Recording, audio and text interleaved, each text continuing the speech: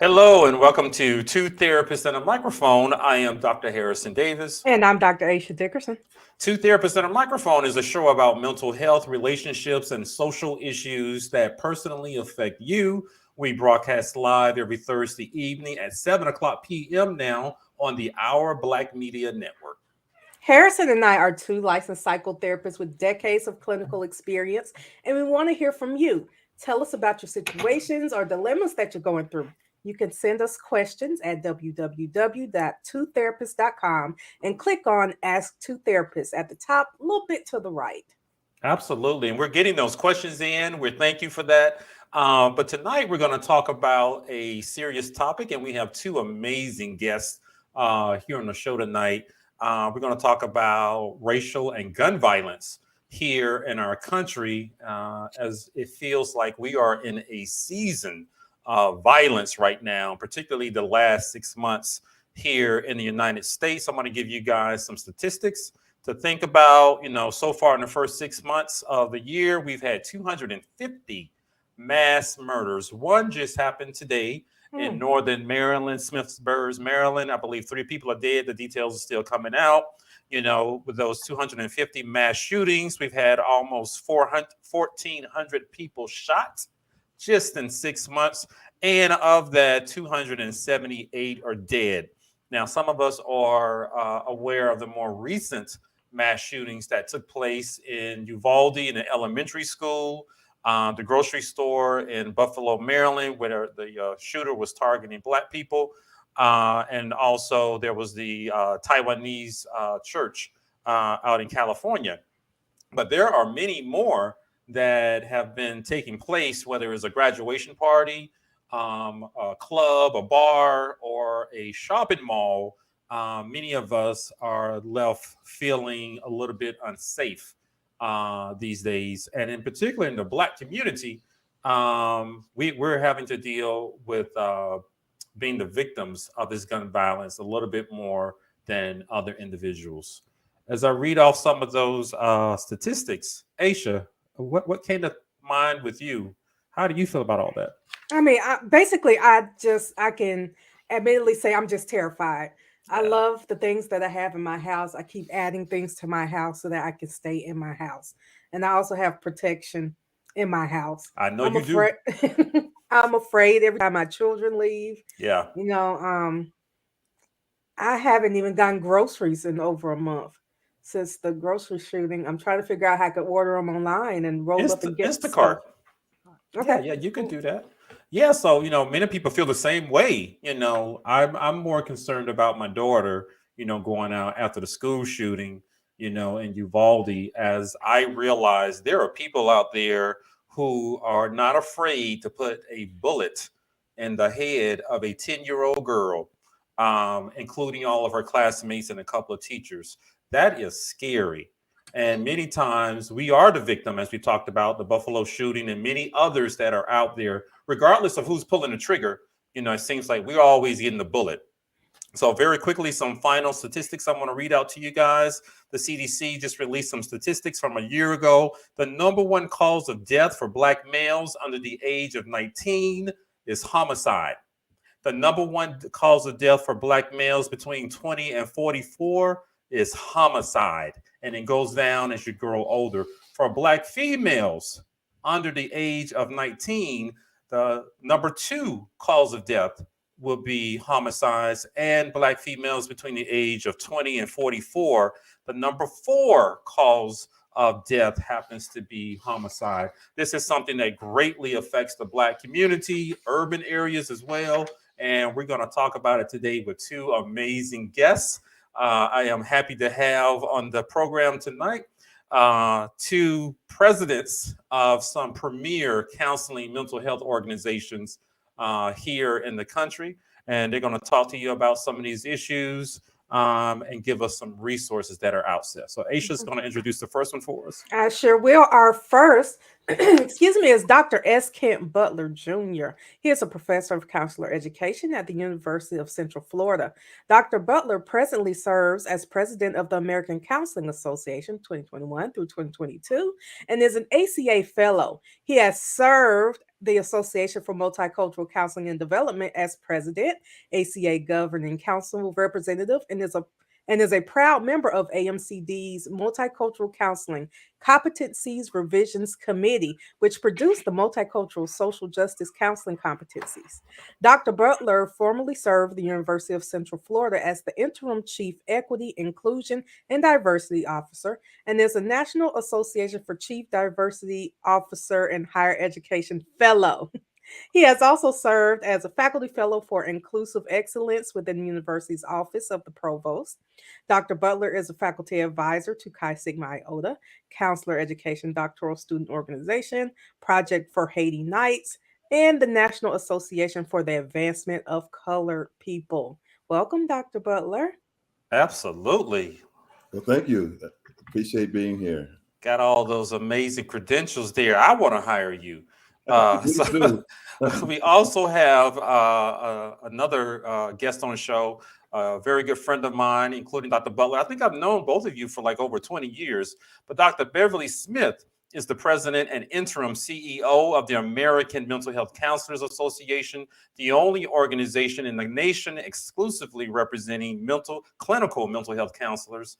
Key initiatives of her tenure include establishing a multiculturalism and social justice task force and the Counseling Compact Task Force. She is also the owner of B. Smith Consulting Group, LLC, an adjunct professor of counseling, and she's committed to public service. Dr. Smith was recently recognized by the state of Georgia for her local and national work with the mental healthcare advocacy. Welcome to the show, Dr. Smith. Thank you. Thank you for the opportunity to be here. So the first question I want to ask you guys, and I gave you guys a lot of statistics that are out there, and you're watching the same things that we're watching, watching news, just your local news. The first 10 minutes, all I hear about are shootings and murders that are taking place. But as you reflect on the first 6 months of this year, what are your thoughts and feelings about the violence we are experiencing within our country? Let's start with you, Dr. Smith. When I think about the past 6 months, honestly, I think about the tragedies that have occurred. And there, in many cases, I'm still a human being. So did anger flush through me? Absolutely. Because I don't want to see anyone shot down. I don't see anyone killed. I don't want any mother or father or families to actually go through those tragedies that we've gone through. And unfortunately, if we stay in a reactive mode, we'll continue to go through and cycle through these tragedies. And that's unfortunate. But this was the next time. Today was a mass shooting or shootings that occurred. We talk about the shootings in Uvalde in Texas and Buffalo, New York, as well as in Maryland, California. And so we keep operating as if the beat goes on. But at some point, we have to pause and stop and examine what are the root causes. And then let's deal with those root causes. I'm a human being. I'm a clinical professor of clinical mental health counseling. I am a practitioner, but I'm also a human being who respect the rights of individuals, who respect the lives of individuals. And so, angry, upset, I've gone through that. And those are human and normal emotions that we all possibly have gone through. But the difference is not acting on those anger or those emotions to the point that they would impact or hurt someone. And there's a difference. Yeah. Those individuals who were killed, I think they were senseless shootings and killings that just didn't have to happen. Period. I agree. Dr. Butler, as you reflect on the last 6 months, what thoughts and feelings do you have about the violence that we're all experiencing in our country?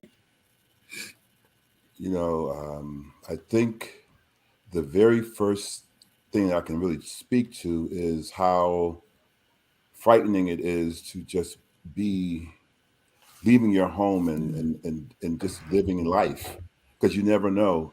I was thinking about what I would share with you all today, and the thing that comes to mind is you often hear people say, "I can't believe that this happened in my community." Yeah. We can't say that any longer.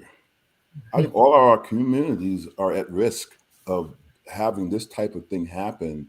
And so when you walk into a store or you walk into a school or you're just driving down the street. You just never know if a stray bullet is going to be coming your way because somebody feels that they have a right to do that. You know, when I think about the young person who was bullied and felt that there was no other way, I kept trying to wrap my head around why would you go into a school and just gun down young people? But his mind may not have been right in terms of the fact that he was just attributing his pain to when he was in school and being bullied, and goes and he bullies and in a sense is striking back at people. Dr. Smith just spoke about senseless killings. Go and gun down young people who had nothing to do with maybe the trauma you were experiencing when you were younger, and now they and the families that they are leaving behind have to deal with the aftermath of it. Yeah. And so I think about that. You spoke about your daughter leaving. You know, Uvalde happened the day before my daughter's last day of school. Mhm. And that day, the day before, the day of, she was so excited about going to school. She was going to get her yearbook signed and all these things were going to be happening. And, you know, she was 9 years old. She just turned 10 today, actually. Today is her 10th birthday. Happy birthday. Thank you. And all I could think about, I didn't want to share it with her because I didn't want her to be distraught or worried and have anxiety because he's already having that because of the pandemic and everything else that's going on in the world. And I was like, do I want to send my daughter to school on the last day of school?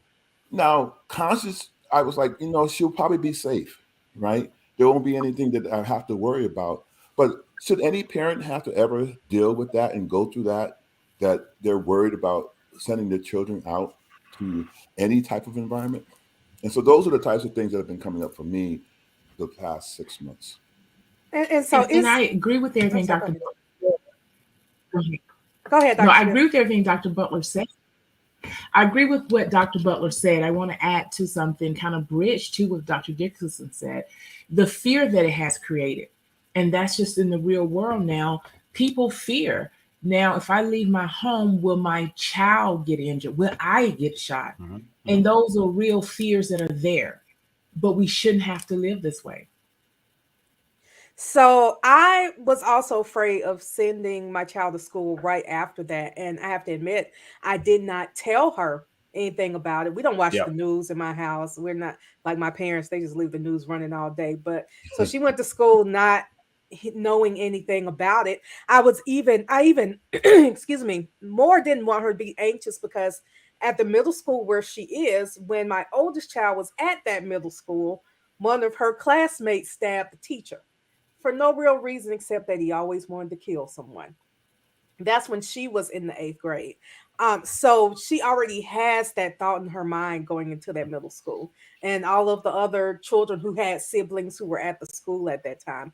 I just did not want to put that fear on her, but it made me fearful. I imagine myself being like that mother who, you know, jumped over the fence and went and got her kids. When the stabbing happened, I just so happened to be at the school, and I was ready to take someone down if it had been a gun. So I get that.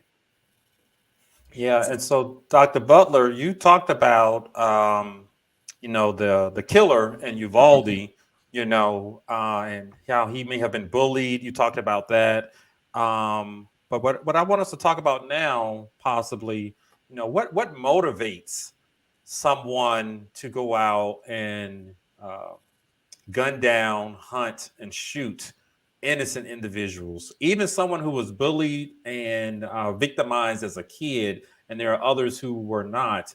And I ask you too, also, Dr. Smith, from your clinical viewpoint, what's going on with those individuals? What can motivate someone to do that? Hate.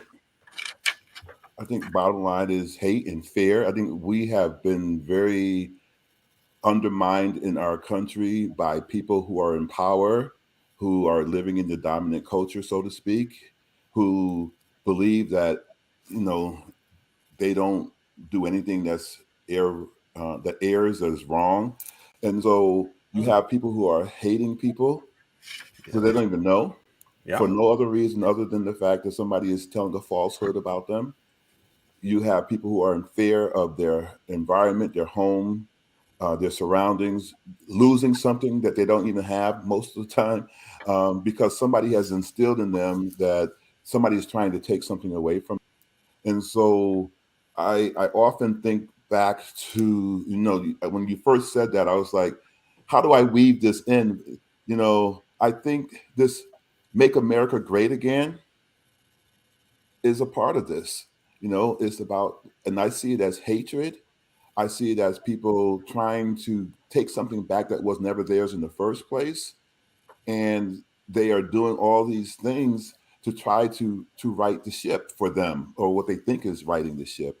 And, in some sense, I often think, if you really want out of this, then hurt yourself. And I don't condone that, because I don't want anybody going around hurting themselves. But why would you decide to take out 19 children because you're Right. unhappy? If you're unhappy, we fine. Go Yeah, be those 19 unhappy. kids were just fine.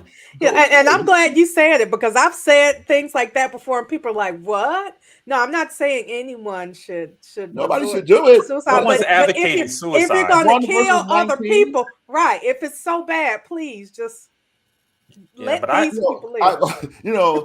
I've often said this, right? I never want to be in a space where I'm that angry that I do something, because most of the times that's a spur of the moment thing. But what I'm finding is some of these people who are out here doing this with manifestos, and they they've planned it for been planning this months. stuff for months, right? If you are that unhappy, Yeah, I hear where's you. the common I hear you. denominator there? Yeah, I don't believe any of us are advocating suicide, but what I hear you Oh, I'm not saying, advocating suicide, but I'm yeah, saying you need to if you're think about it. yeah, if you're that unhappy, that miserable, and have some pent up anger, why take it out on some innocent individuals, either some elderly black folks doing some grocery shopping, or Right. 19-year or 9-year-old girls and boys For within the 15 minutes of classroom? pain. Yeah, leave them alone, Leave them and alone. do that to yourself. So, Right. Dr. Smith, as you hear about that, and we heard from Dr. Butler, what are your thoughts about what motivates these individuals to go out there? And I said it earlier because I want to be brutally honest. Put a bullet in a 9-year-old girl's head and all her So that she's classmates. unrecognizable. Yes, Right. I unrecognizable. saw Yeah, that on the news yesterday, the Mhm. one time I watched the news, because you So all you maybe didn't read that's some more. serious hate that Yeah. right is. there, to shoot somebody in their face so that their parents and anybody else cannot even recognize who they are. Dr. Smith. I agree with Dr. Butler. I agree with what you all are saying. First, we don't advocate suicide, and I know Yeah. that was not the message, but you just Yeah, want to reiterate that I just want to piece. clear that up for you.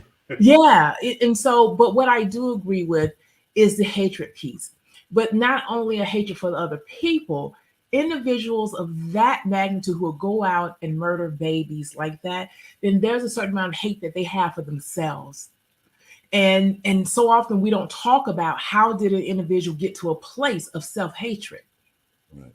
And so we have to unpack that and also look back into the childhood. What happened? And I'm not saying there's something that happened in the childhood, but oftentimes when a child has been exposed to trauma, been mistreated, hurted, all that stuff that was wrong, then it can manifest when they get older.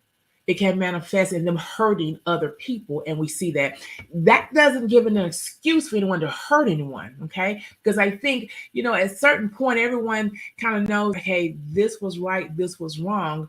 I can pause, but everyone can also reach out for help. Okay. There may be stigmas around mental health, so on and so forth, but nevertheless, it's different than, throwing some trash on the ground or looking at someone cross-eyed, or we would say with the side eye. That's different than going and killing and murdering someone.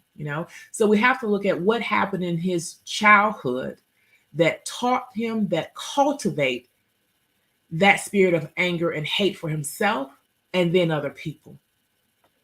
So what I've seen a lot on social media is that there is the question of how much of this can actually be attributed to mental health. Mhm. Like it almost feels, not almost, it's not fair to keep every time someone does something, I'm going to say evil, I'm going to use the word evil, that it goes into people saying, oh, mental health, and oh, they were struggling here and trauma there. How much of it can actually be mental health? At what point do we say it's anything else. Well, It is interesting. something else. It's not mental health. Statistics don't support that. But interesting. All of us have mental health. It just depends on where we are on the spectrum. So we have to, kind of say, okay, it wasn't a healthy decision. It wasn't good mental health. But all of us have mental health. It just depends on where we're on the spectrum. We are definitely not on that spectrum where we are going out killing and hurting other folks. And I think in order to do that, there is a mental dysfunction there for you to think or operate as if it's okay. I actually think that it's a distraction to talk about mental health when you talk about people going out and doing this. Now, I again, it goes back to what I was saying before. I think people are fearful for whatever reasons in their brains that somebody is out to get them, or the government's out to get them, or this particular group of people are out to get them. So I'm going to right the wrong. I'm going to right the ship, so to speak, and kill these individuals. There's hatred that makes people go out and do these types of things. I think it's a distraction to say that it's because they are suffering from some type of mental wellness issues.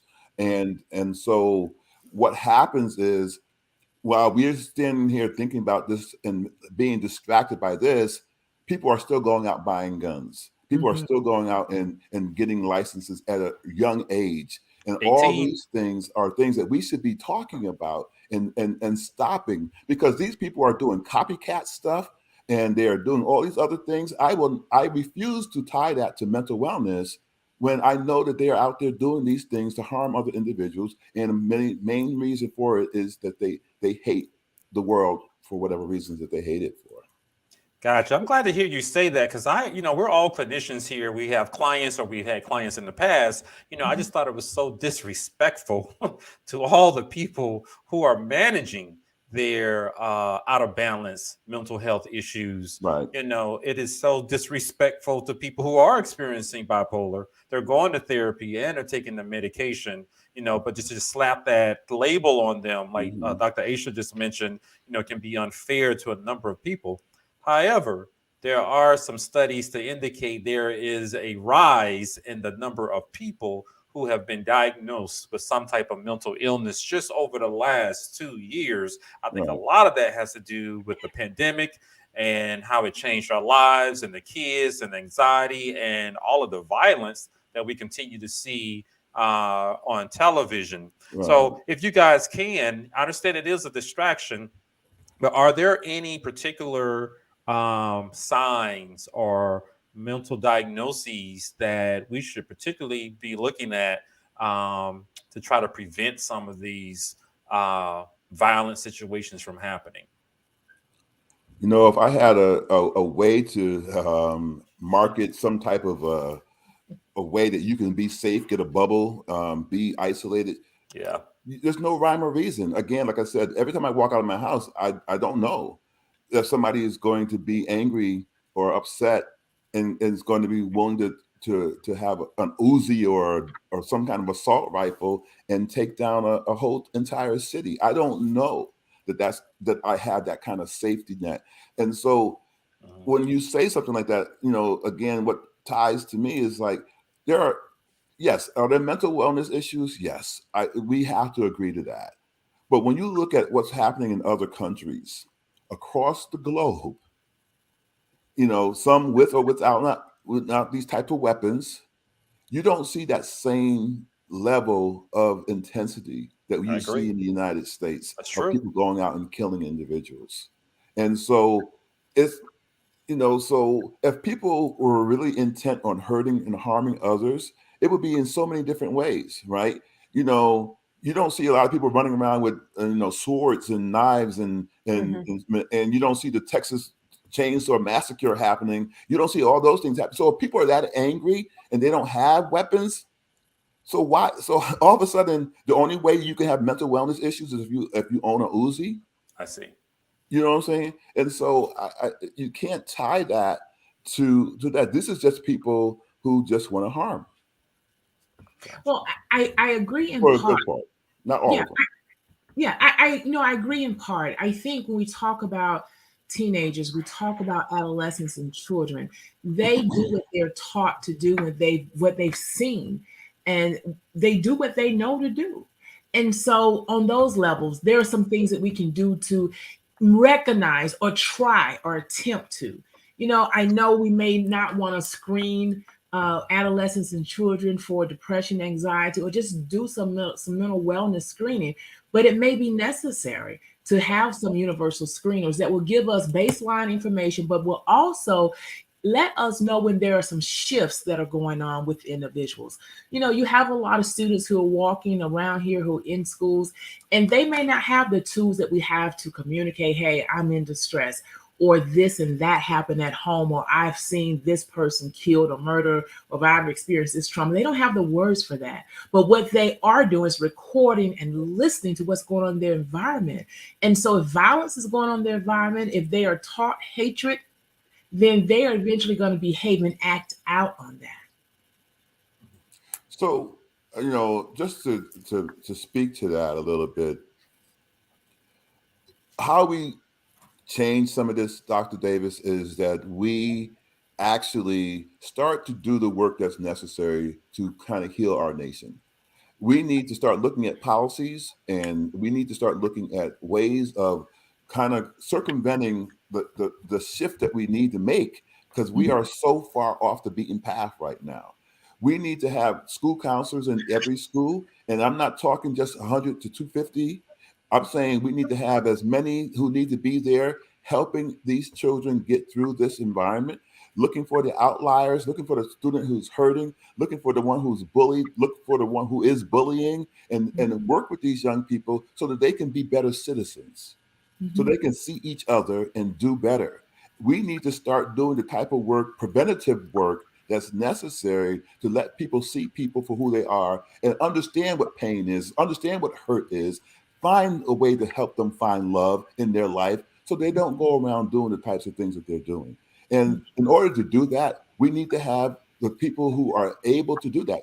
Counselors are so equipped to be able to do this work. Let school counselors do what school counselors do, and let them go out and work with these young people and help these young people so they can be academically successful and they can be people who are ready to go out into the world and be good citizens. So I think that a lot of people would argue that back in the day, people were bullied, they experienced trauma, and there was still not as much gun violence. So what is so different today that gun violence is common? Like that should go to...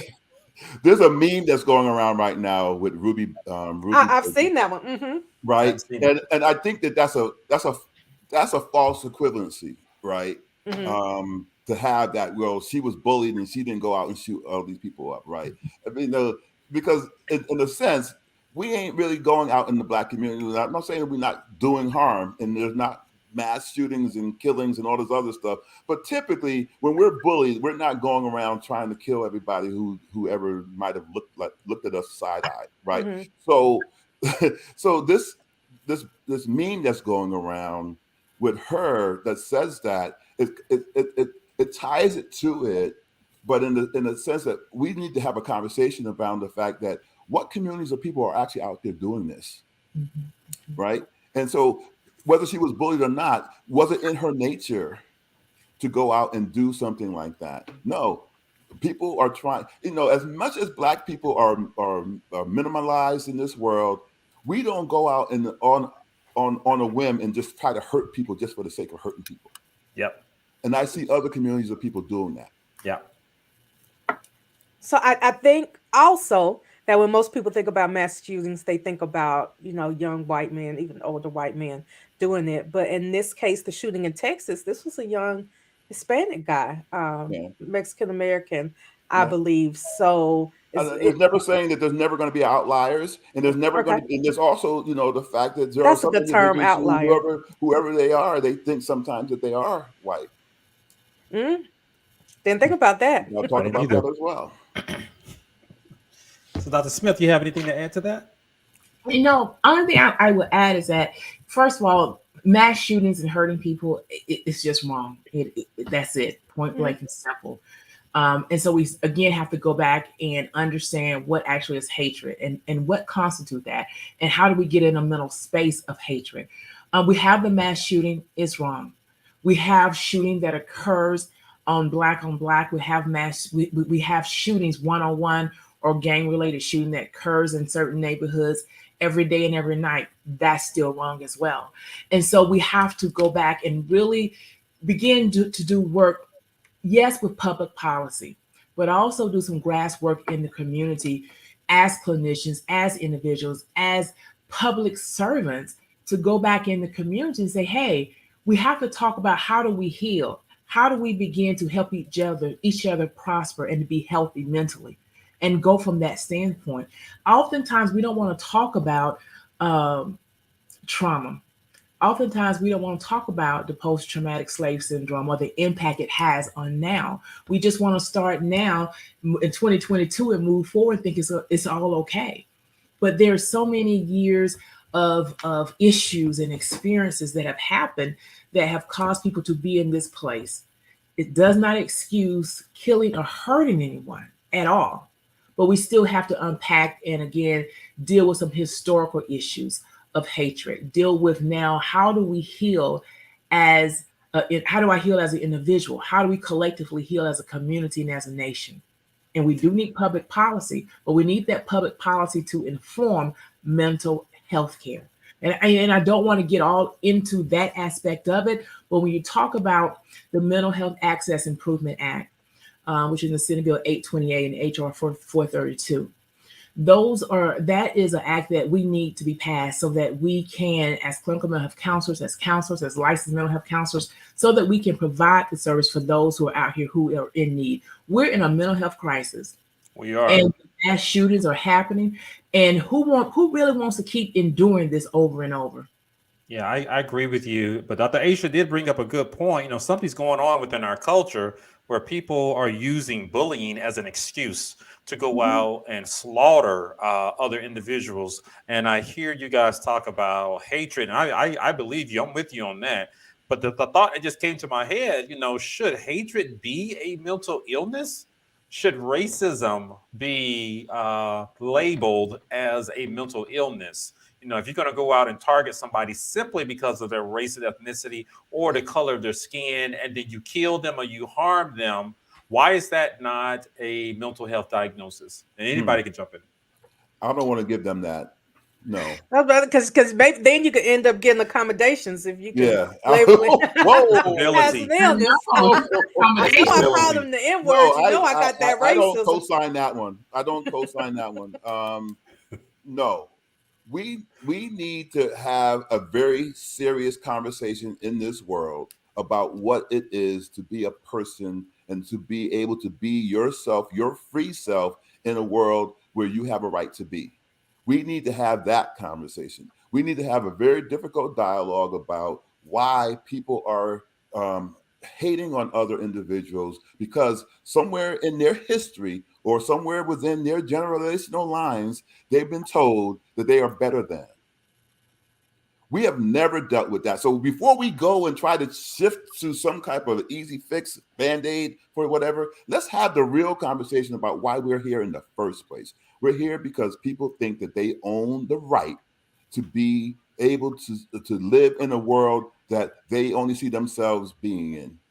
Yeah, I just wonder if they're listening, because we have been talking, you know, for over a century, you know. Well, you know, Dr. Davis, we've been talking, but we have not been consistent about changing policy. We have not been consistent about saying, look, you need to be looking out for people in Black and brown communities. We are so busy getting co-opted by our message. Black Lives Matter, right? We don't even talk about what the true meaning behind Black Lives Matter is, because people try to co-opt that. Yeah, they hijacked it. We don't talk about critical race theory because somebody has hijacked that to try to tell people what that is. Critical race theory is just history. But they have sidetracked it so that these people who are low informational voters or getters or whatever have you, they are helping those people to hold on to something that's not even real, so that they can continue this hate. So I want to make a shift. A slight shift. It's not a big shift. But I do want to talk about the victims a little bit. Mm. So I want to start by asking, it's kind of broad, but what's the emotional, mental, and spiritual impact of this ongoing gun violence?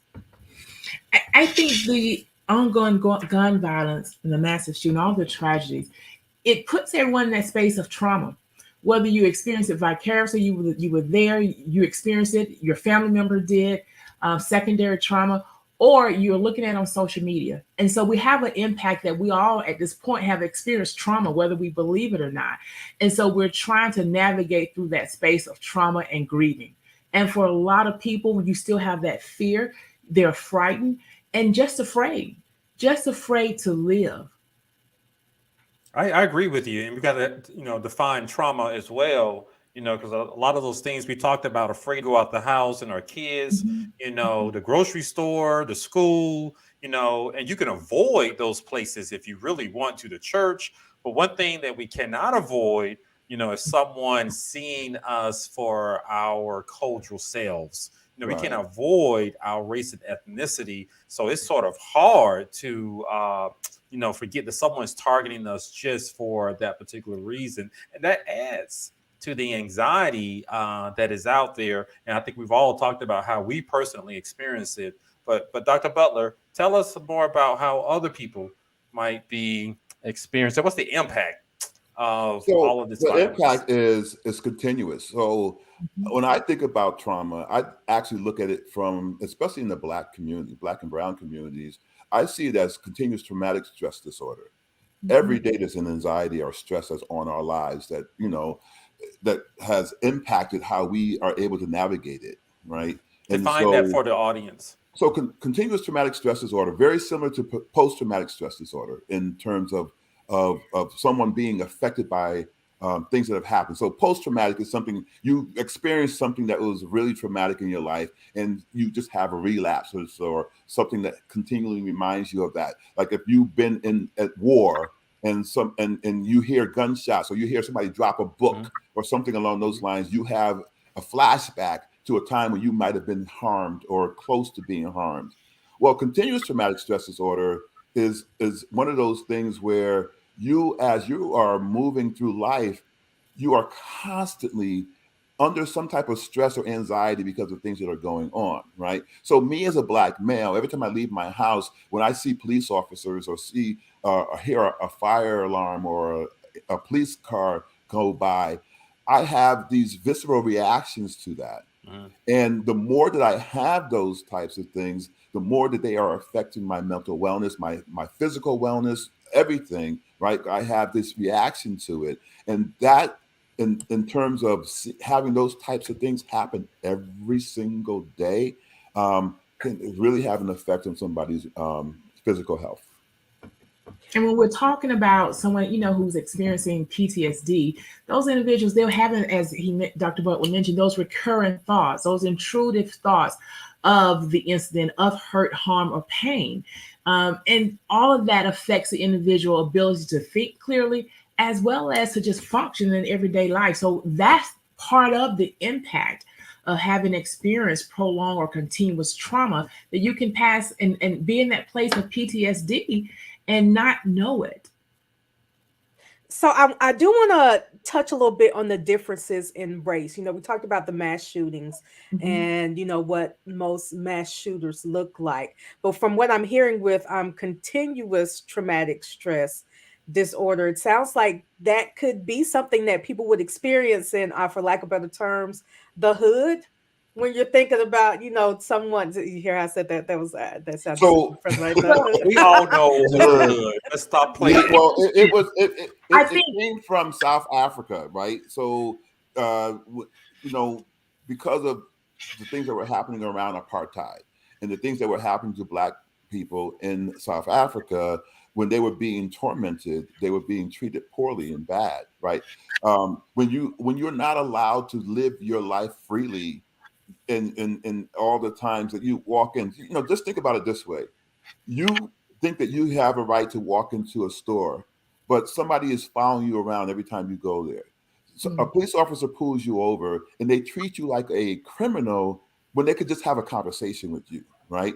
All these types of things add to the stress that you have every day. And so when you know that someone like George Floyd was murdered, or Ahmaud Arbery, and all these other things that were going on, and you sit there and then you have somebody in your face almost doing those same types of things, it brings up something in you, and it makes you feel a certain way of, and that's about safety, right? There's a fear that you may have. And you know that when you have anxiety in the Black community, or there's stress that's going on, it adds to the types of things. We already have short lifespans because of the things that have been happening in our community. And then you add to that added stress of just living while Black. Mhm. Being a target while Black. And Dr. Smith, earlier you mentioned secondary trauma. Can you help us to understand what that means? When we talk about secondary trauma, we're basically talking about the trauma that we kind of experience via someone else versus from hearing their story of trauma, from helping them navigate through their trauma.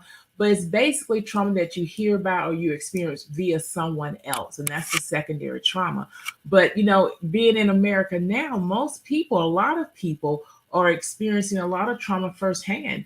If you are going out and you've been, you know, disenfranchised for various reasons, that's traumatic for a lot of folks.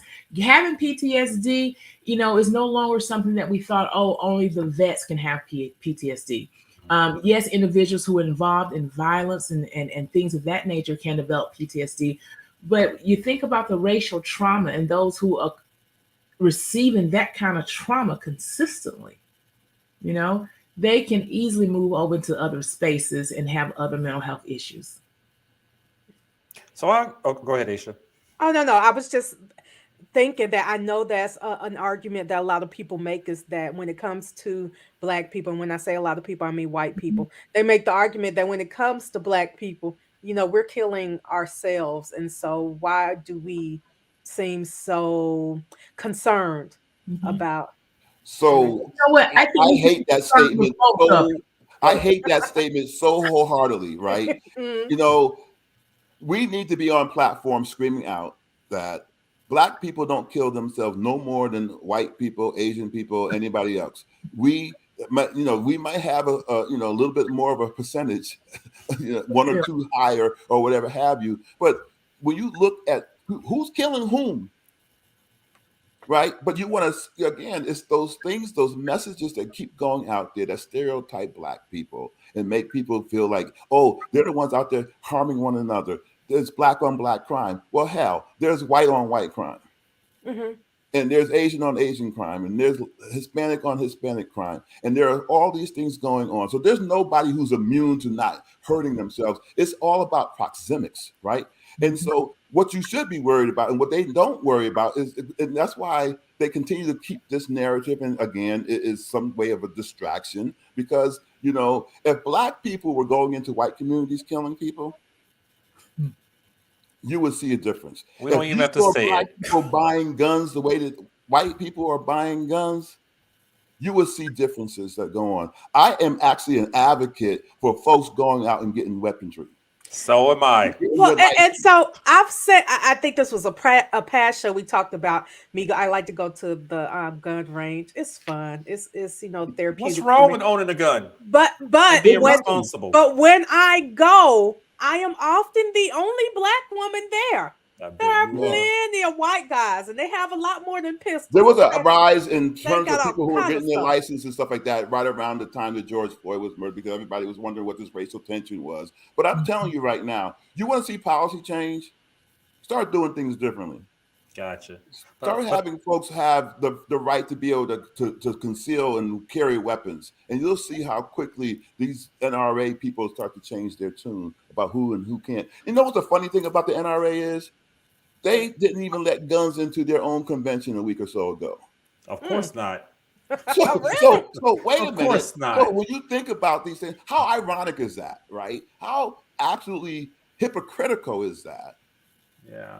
But what I heard also from Dr. Aisha, you know, I mean, it's a hazard sometimes living and being in the hood. You know, and we're not only, you know, looking out for someone who doesn't look like us, But Mhm. also, the person, like I mentioned earlier in the show, the person pulling the trigger sometimes is who looks just like us, and they're black, and we happen to be the victims of the bullet.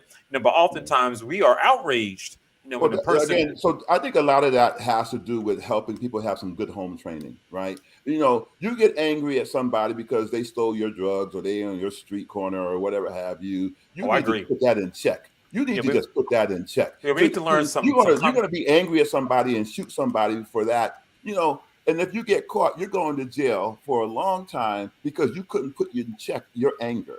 Yeah, I agree. We need to learn some conflict management skills. All these shootings I see on the news, it's all about somebody got into a beef, an argument, and they Right. Over decided to go get their foolishness gun and they started spraying, and some innocent people got shot. and people, innocent But but people, yeah. but Dr. Smith, Aisha brought up, sometimes we get it from every angle, Mhm. and how are we supposed to handle all of that trauma and feeling targeted by a number of people that are out there? What's the toll that takes on the average black person?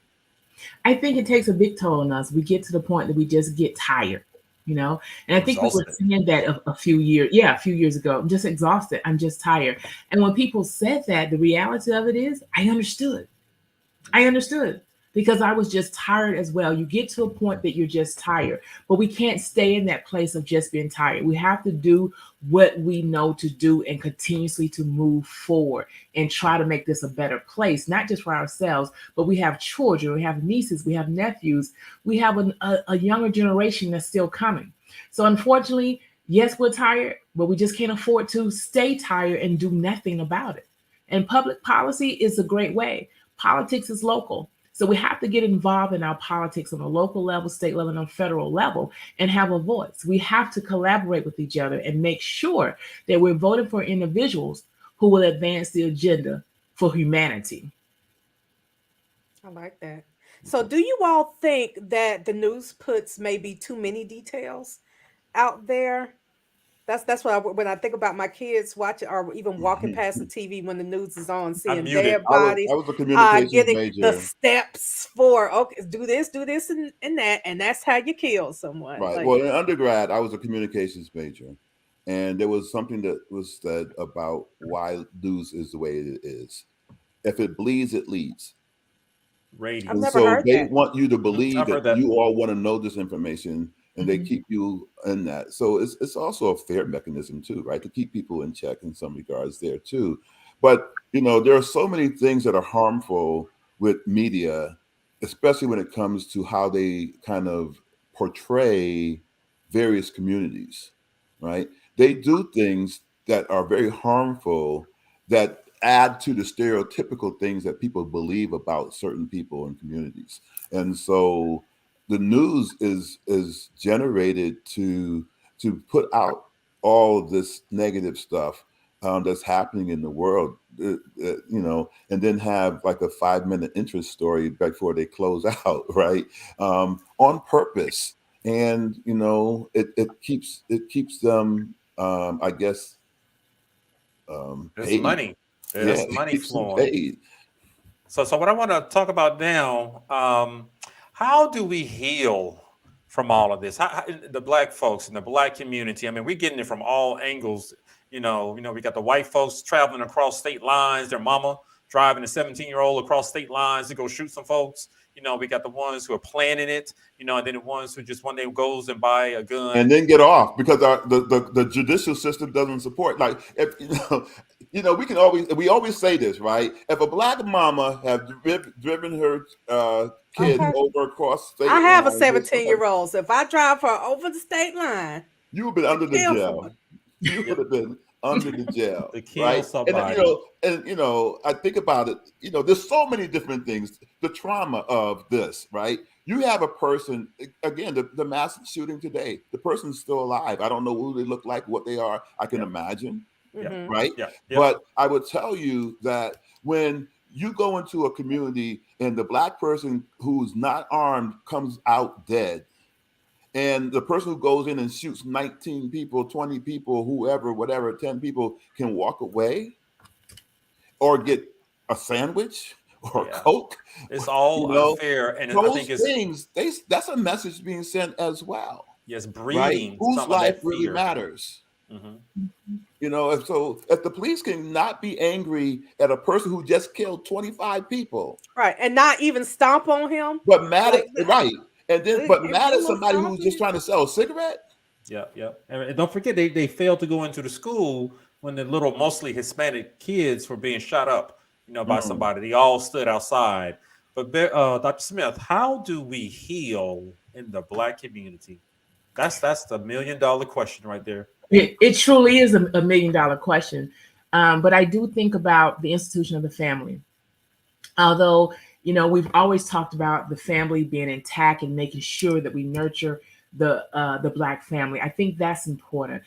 When that was happening in the past and the Black family was intact, we were nurturing the Black family. We still saw, lynchings. There were still things that happened that Yeah, were just, yeah.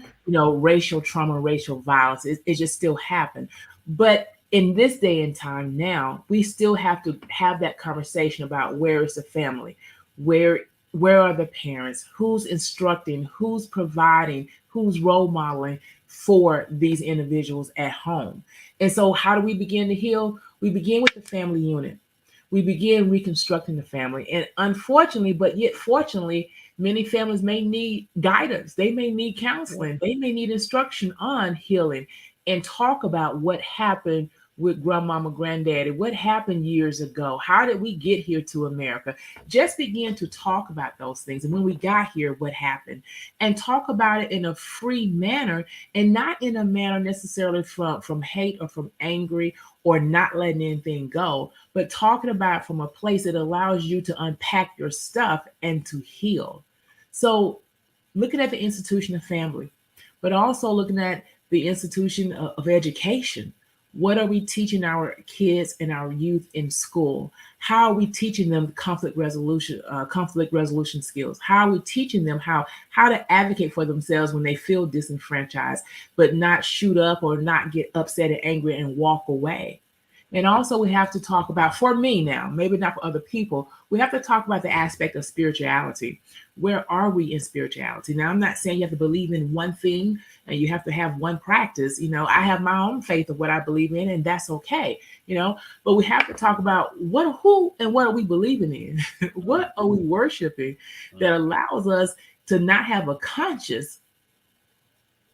And Gotcha. so, family, spirituality, and education, those, I would say, the three things that we need to give address to, as well as public policy, when we talk about healing.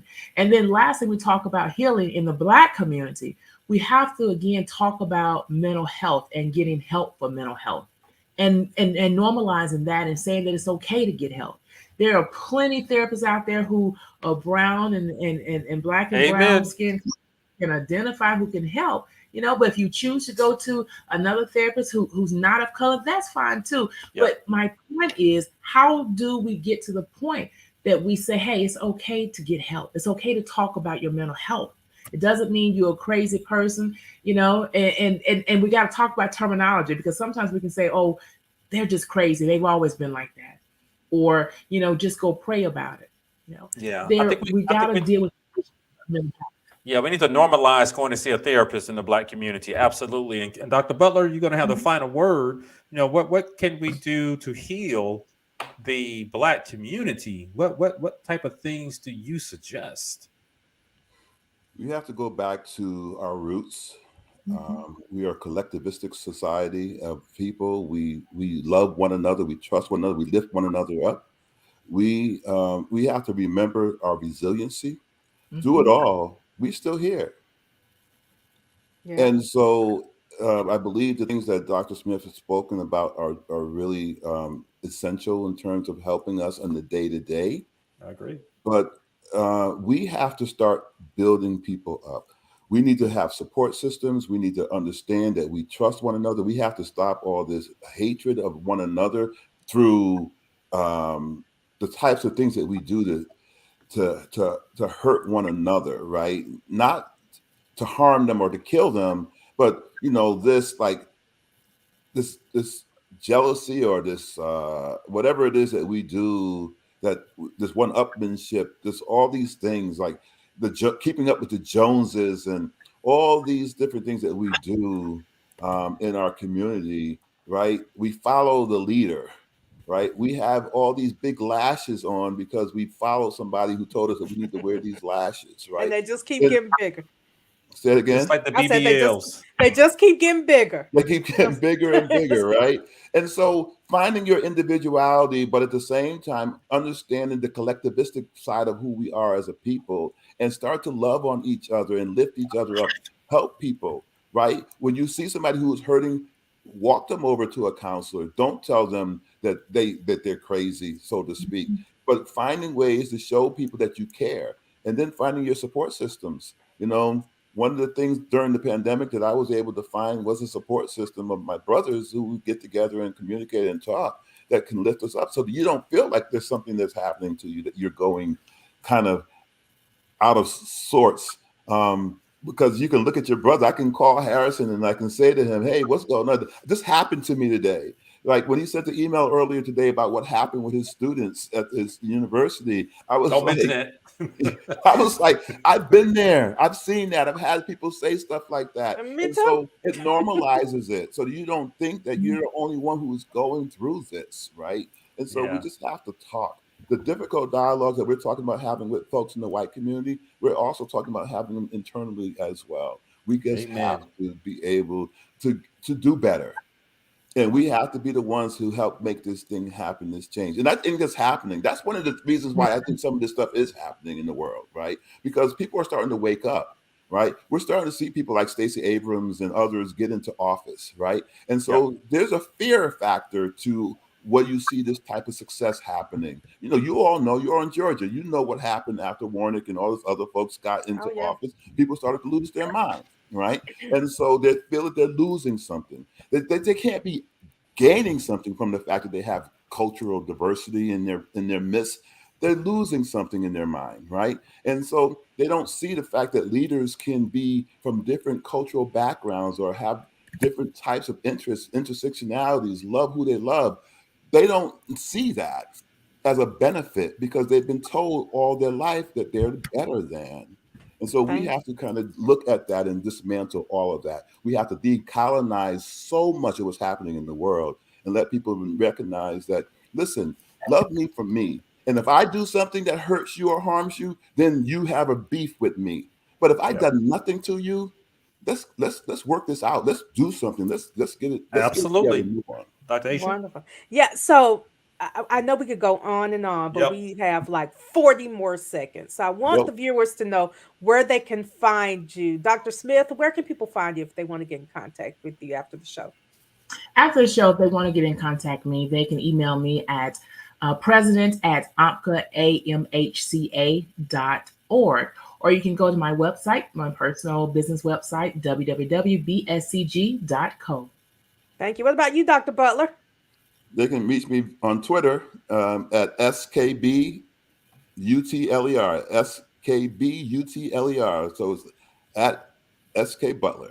And they can also, I mean, at this point, Google me. I'm all over the place. So, Hey, I like All that. Google All me. right. That's a great thing. I'm gonna start using that. How can I contact you? Google me. Well, guys, thank you But, for coming on our show. I have really enjoyed you. today's conversation, hearing from two experts, two presidents in premier counseling organizations, Dr. Beverly Smith and Dr. Kent Butler. I want to also remind the audience that Dr. Aisha and I, we're going to be broadcasting live every Thursday evening at 7:00 p.m. And we will see you guys next week. Take care. all right. Thank you.